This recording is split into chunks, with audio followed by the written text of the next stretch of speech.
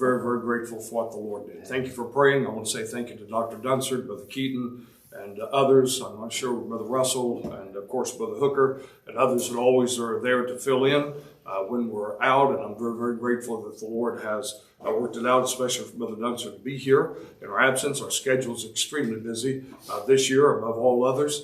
And so I'm very, very grateful for wonderful staff and what the Lord's done. If I could, let me just mention one or two things this morning, if you would, just for a matter of prayer.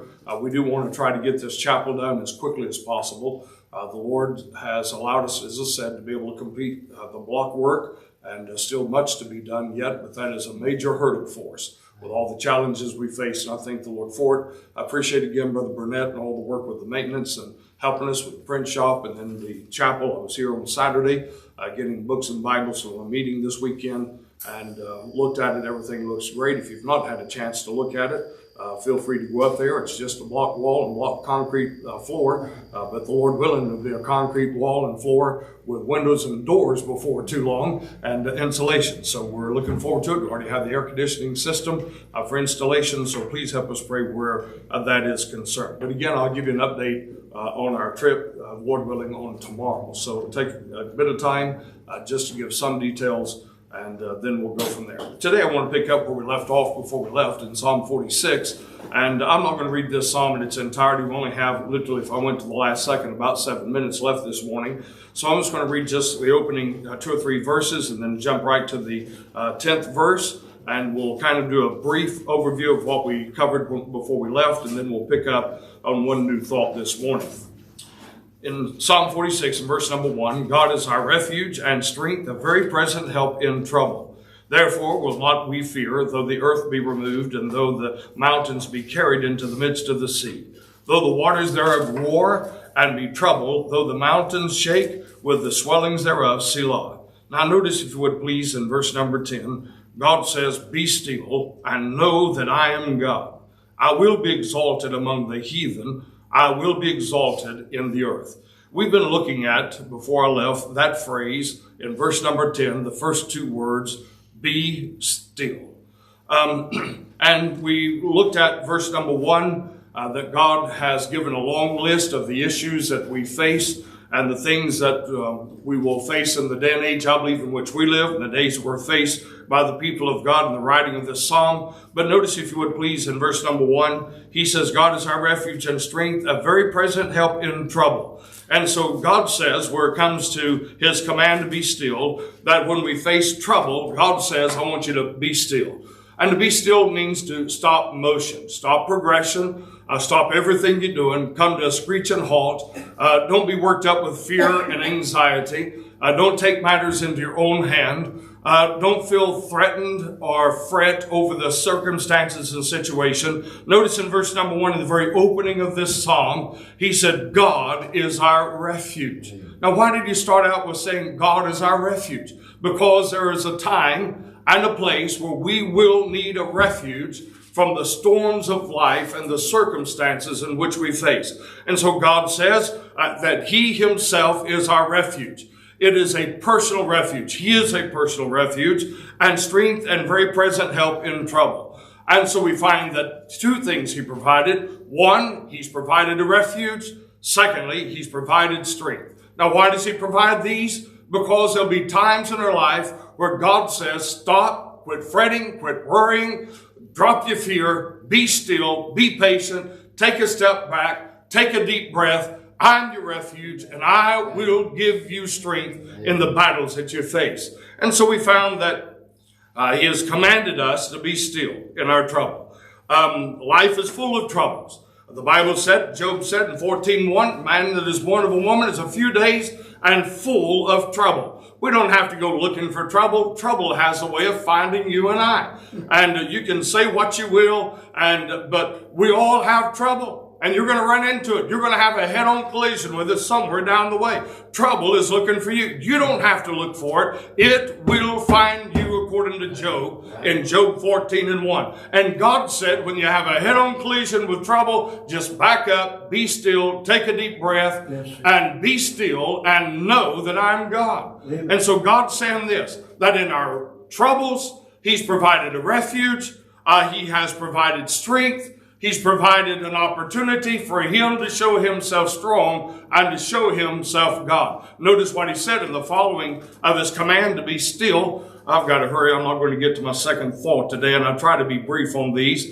Be still and know that I am God. So God says, you be still, you wait. I've got it under control. Why? He said, and I'll be exalted among the heathen. God said, I've got it. Can I just say this? And I really don't like this term, but it's probably a good place to plug it in. God's got this. Can I just say it that way?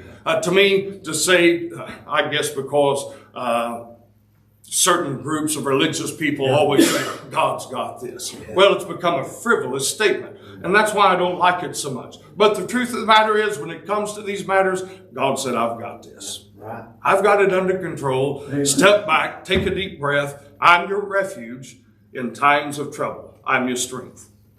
He is our refuge when we're troubled about many things. I'm not going to take the time to go through and be redundant with all of it. And then when we're deceived by our thoughts. And we looked at Luke 24 and verse number 36 through 38 concerning that. Now, notice, if you would please, in verse number 2, if I can just say this very quickly and I'll be done, chapter 46 of Psalm, though the waters therefore roar and be troubled, though the mountains shake with the swellings thereof, Selah. And then notice, if you would, in the scriptures, God is in verse number 5, God is in the midst of her and shall not be moved. God shall help her, and that right early. The heathen raged. Now I'm going to skip over my second thought and go to the third for this morning very quickly, and I'll come back to my second later. The heathen raged, and the kingdoms were moved. He uttered his voice, the earth melted. Now notice these two things. The heathen raged, and the kingdoms were moved. And so here he's talking about the heathen, the power, the authority, the advantage of the heathen, those that are unbelievers, the barbarians, if you please, the unsaved, unregenerate soul. And then he talks about the kingdoms, referring to the governments. And you know, if I could just say it this way, God says when you're facing trouble, just be still. Yeah. And then here in this verse, he says when you're facing tumultuous times, when it seems like the heathen's in control, when it seems like the governments have lost their mind, if I could put it that way, when they are when the heathen's in control, yes. God said, just step back and be still. Just be still. Amen. And I want to say to you today, it's not just America that's in tumultuous times. It's the nations of the world. Yeah. From America to Israel to the Islamic nations down the line. In all continents and all nations on the planet Earth, we are in tumultuous times. Times of anxiety, times of fear, times of noise. I'll be honest with you, I can keep a tight schedule. Usually hard schedules don't bother me too much, but the noise bothers me. Yes. The constant chatter, and I don't mean just talking, communication. I'm talking about just the constant bombardment by the world, governments, decisions, and everybody's opinions bothers me. Yes. It does, Brother Ricky. It wears on me after a while. Tumultuous times. And God said when you're in tumult, you're facing tumultuous times, just step back, be quiet, I've got it. Be still. One of my challenges is when there's communication taking place, I can be talking to one individual, and if there's a lot of chatter in the background, I have a hard time singling out the individual that's talking to me, because it all runs together. Yeah. And I've caught myself a time or two agreeing to something I probably shouldn't have agreed with, just because I didn't know what to say, and I don't want to look like I was an idiot, you know. Have you ever done that? Raise your hand now. Come on, be honest with me, all right?